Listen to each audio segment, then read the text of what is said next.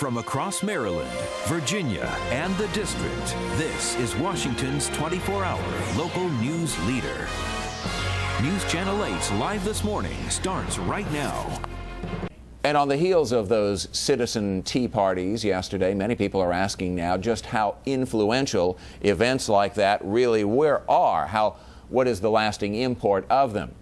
Stephanie Vance is a citizen advocacy expert. She's also the author of this pamphlet, which is called Citizens in Action, A Guide to Influencing Government. There's a copy of the book right there. And she's been good enough to join us live now in the studio to talk about that. And yesterday was an interesting outpouring. Whether, how much of it was sort of just bubbled up, how much it was organized, really doesn't make any difference.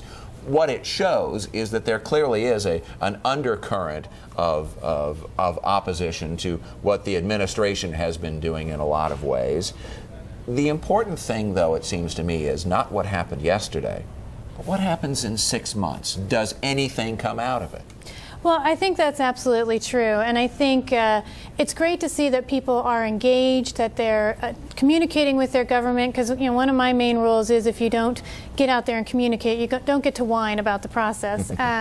But that said, what's really going to affect that change that people want is their persistence in their advocacy, and that has to happen, beyond tomorrow and into the next few months. And the difficult thing is to have it sort of coalesce. Those people are there. There is this strong feeling. The next thing they're liable to say is, okay, where do we go from here? What do you suggest? Where should they go from here? Well, I think, every American has one representative and two senators, except for us in the district, of course, yes. who... A whole other story. A whole other story.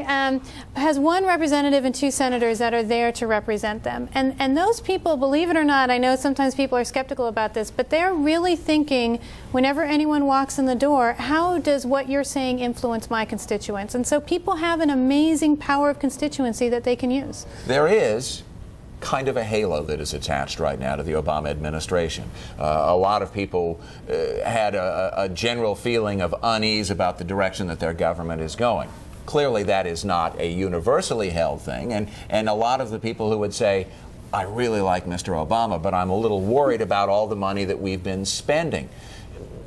Does this movement stand a chance of pulling some of those people who have the reservations in as well? And is that also the sign sort of a more robust opposition here? That different levels of discontent can be accommodated, if you will. Well, I think the loyal opposition hopes that it's the signs of a more robust party. I think it really depends on what happens after this. If they are able to pull those folks together, get them communicating with their own legislators, and get them communicating in a way that's personal, that's thoughtful, and that's really relevant to that elected official. And we've been talking just about the tea parties yesterday.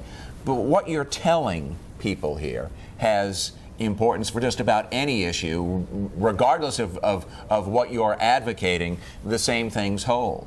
Well, absolutely. I mean, if you want a new school, a park, changes to your system of roads, cleaner water, fresher air, whatever you want, advocacy is how you're going to get it, and that's what I try and lay out in the book, is how to do it effectively. Again, the name of the book is Citizens in Action, A Guide to Influencing Government, and you can get more information about Stephanie from her website, which is advocacyguru.com. Stephanie Vance, thank you so much. Thanks for having me. Pleasure I appreciate it. to have you here.